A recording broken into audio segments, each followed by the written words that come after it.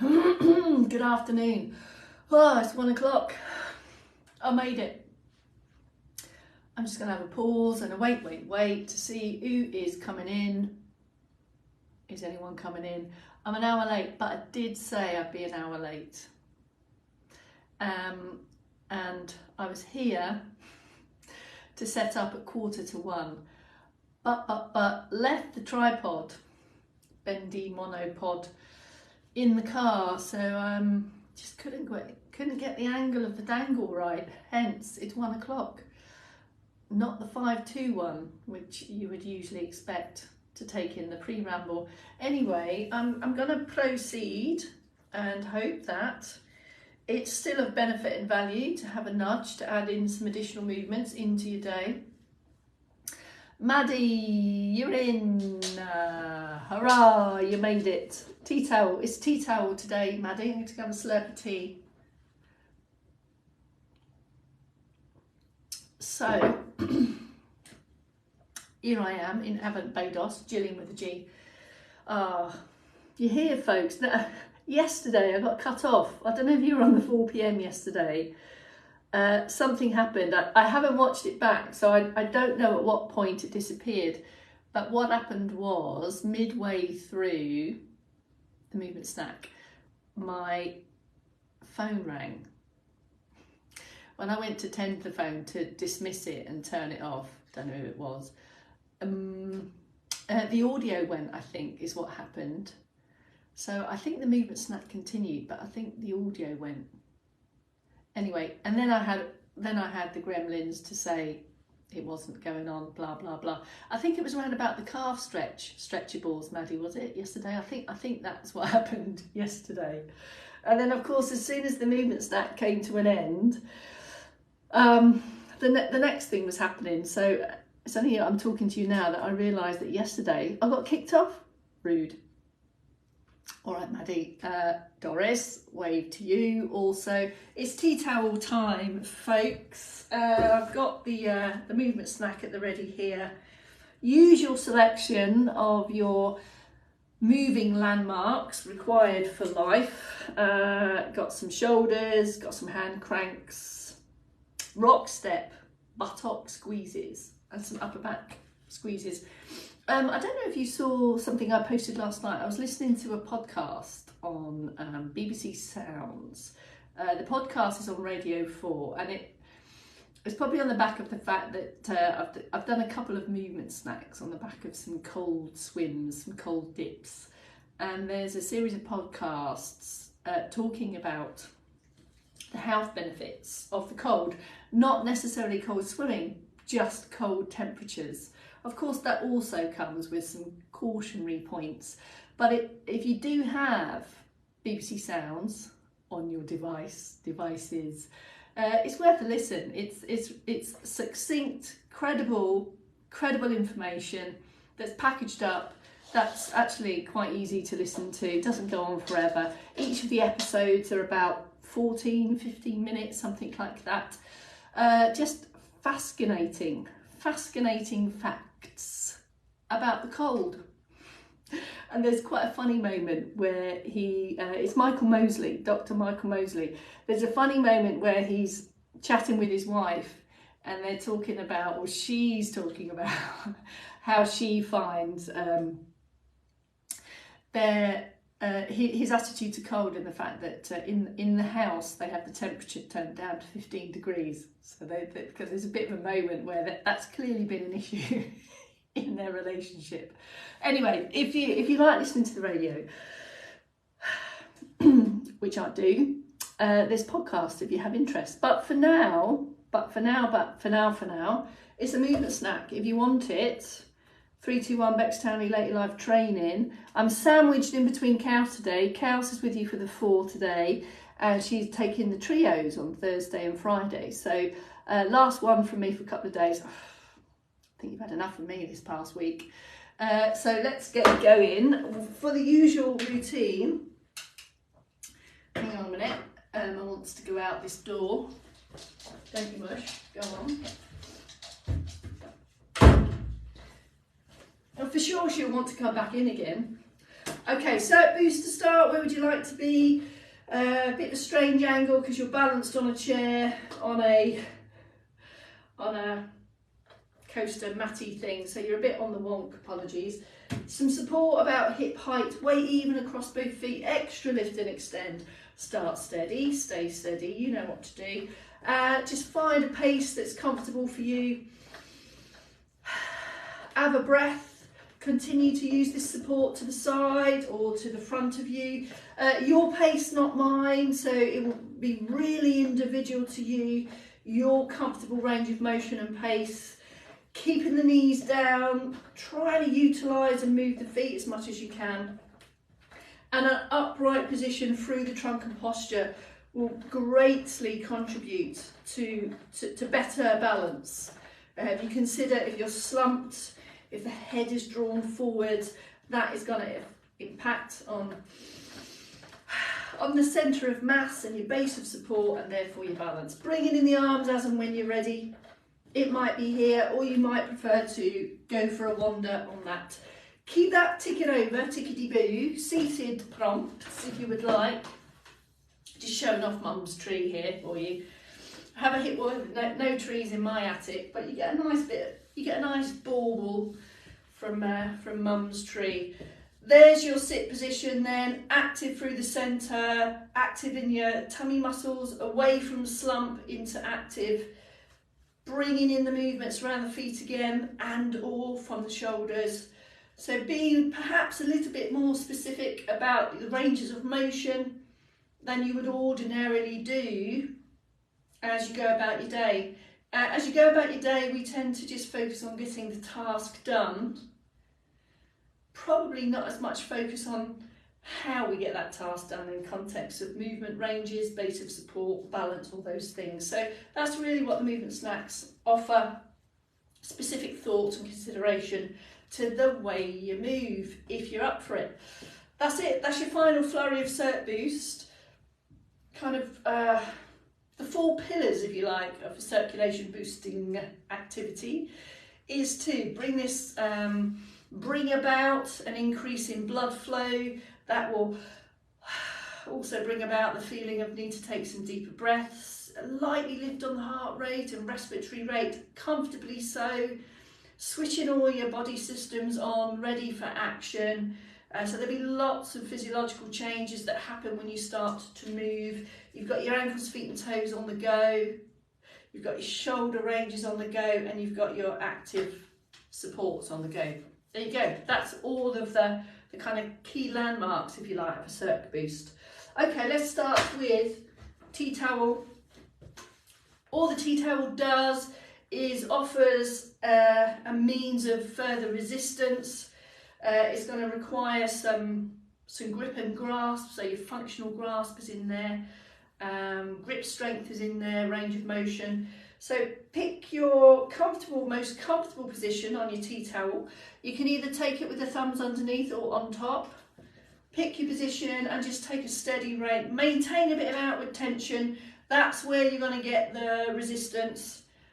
A relatively non-complex movement, but surprisingly, a lot going on here. So you've got grip. If you continue with this kind of movement, you will bring on also that cert boosting effect. If you have outward tension that's constant, you'll start to feel effort, kind of strength-based responses to the grip around the forearms and also the shoulders. So do have a pause in between, have a switch off, have a wait, have a deeper breath, set it up again. You might want to pick a different range of motion, or you might want to take the hand cranks on the move and then change that reverse direction as well. Of course, this can also be done in stand, adding in the range, up and down, balanced throughout, have a pause, have a switch off. All you're doing there is getting your functional grip on the go, getting more resistance through the arms and the shoulders. I don't know, just 10 seconds on, have a pause, wait, go again. It's not about doing loads and loads, it's just little bouts, short bouts of functional moves. That's your hand cranking.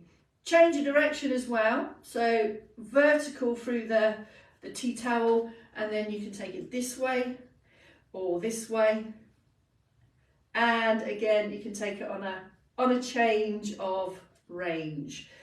That outward tension in the tea towel is where you're going to get the extra activity, certainly from the shoulders. So if you take it on a floppy tea towel, you'll get range of motion, but you won't get the additional resistance and additional kind of strength-based response. So give it a tug, keep the tug on, and then take that. You'll feel a significant difference in shoulders and forearms and grippage. All right, let's have a change of range. A leg one, I'm going to go leg one. I'm going to go rock step. So this is a forwards and backwards stepping. So foot placement, balance. You might want to have some fixed firm support to hand on this, just to rehearse the movement, and then you can decide whether you're going to reduce that external support. So the leg nearest the support is the standing leg, and then the outside leg is the stepping leg. I'll show you in this direction and then I'll give you a sideways view. So it's a forward step and a backward step. I'm going to move this. Here's your sideways view. Have the support, shift the weight, a bit of a knee bend in that standing leg, and there's the forward step and the back step. It's best to keep this support fairly close to hip here. I can only really demonstrate that here, and the support will move with it. So as you take that forward step and back, slide the hand across your table as well. There's your back step and forward. And you can start small or you can go big. And you will see that the bigger the stride, the more involvement in that standing leg. Key thing here, heel strike to the front, pick the back heel up, and then feel for the floor with the ball of the foot for that back step. And you can bring the toe up or leave it where it is. So you're rehearsing weight shift, foot placement. You are intermittently standing through one leg. You've got some external support. Take a few of those, and then to rehearse the other leg, change the direction there. So there is your rock step. And if you don't need any support at all, then it's just forwards and back like so. It's up to you how much knee bend you add into that as well. So the rock step is about foot placement, requires ankle range of motion, intermittent balance on that standing leg, certain amount of knees and hips on the go. Now in sits, you can certainly rehearse your foot placement, not so much in a rock step. So for your seated option, I would go for foot placement and trying to focus on the heel through to the ball of the foot with that hip hinge as well. Other alternatives for your seated options. You could always opt, always a good thing to crowbar in as much toe hinge and calf activity as you can, keeping ankles strong, shins also by way of toe raises. So as much work on the front of the legs, the shin muscles, as the calf muscles. You need both of those. Picking up the feet as you walk require your shin muscles to have that strength and that stamina. So if you do find yourself practicing heel raises in sit, you might want to also give a thought to your shin muscles that pick the feet up for stride length. All right, change of range. Let's go for active sit position. So extra pulling through the tummy muscles and a slow, we're going to take some buttock squeezes, but in two different ways. The first is a steady squeeze and draw in of your buttock muscles, squeeze, squeeze, squeeze, and then a slow release. So if you imagine when you wring out a dishcloth, doing that kind of slowly. So you're grading the squeeze through your buttocks, and then you're also grading the release. and then try a few quick ones. Squeeze, release, squeeze, release. You might want to take your pelvic floor with you. Invite your pelvic floor to this one as well. So you've got, when you take the squeeze, squeeze, squeeze of the buttocks, draw in the pelvic muscles as well, give that a squeeze, and then slowly release, if appropriate. And then change the way that you do that and have some quick squeezes. Take your pelvic floor with you as well. So the speed, the rate at which you contract your muscles, we need both of those. The slow duration and also the quick. You can do that in stand if you prefer, so you can squeeze, squeeze, squeeze. No, there's not a lot to see when you do this one in stand, or you can do it quickly. Squeezy, squeezy, squeezies there. These muscles here around your buttocks, so significant. They play, goes without saying, a major part in all of your sit-stand activities, all your striding, all of those activities that involve walking or stepping. So isolating those buttocks, getting some extra activity in there is all part and parcel of that initial sit to stand activity, for example. Change of range and body parts, tea towel again. The muscles that hold you upright around the back here, so your pulling type muscles. So if you come into active sit, take a palm up position and then ease the elbows back and just feel how you can squeeze the shoulder blades together. You'll feel all the muscles around the upper back there.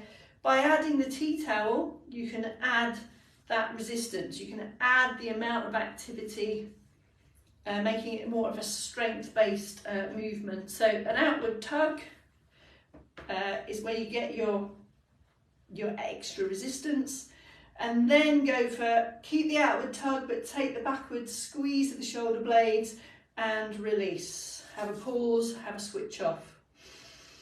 So you can do this without the tea towel, of course you can. You can generate more activity on a slow squeeze. You can generate even more activity by adding resistance, outward tug, plus the squeeze, keeping this belly button, keeping the tea towel about belly button height there, and have a relax and a release. You've got some grip there as well, you've got some wrist strengtheners there also. And this is really kind of targeted specific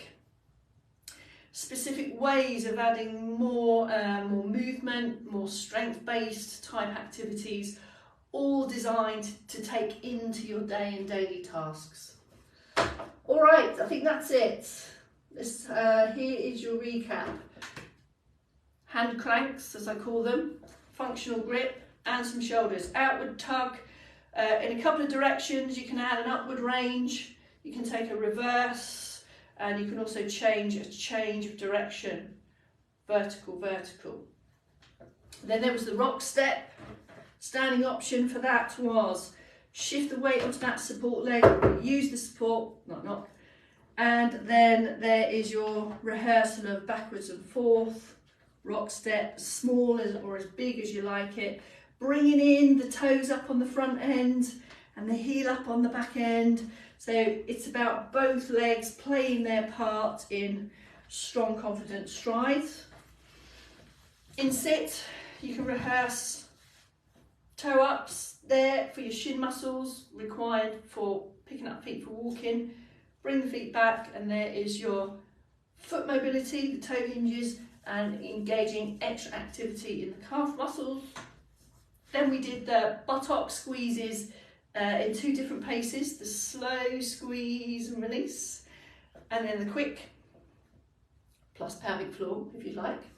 And then we had the upper back squeeze with or without, or without or with the tea towel or something similar. After all that, you might want to have a bit of a hug the other way, or you might want to take a bit of a chest stretch or put in some forearm stretches as well. And that's, folks, oh my goodness, I need to dive on for the next call. That's it, folks. Kels will be with you at 4 p.m. and I'll see you around about Saturday. Bye for now.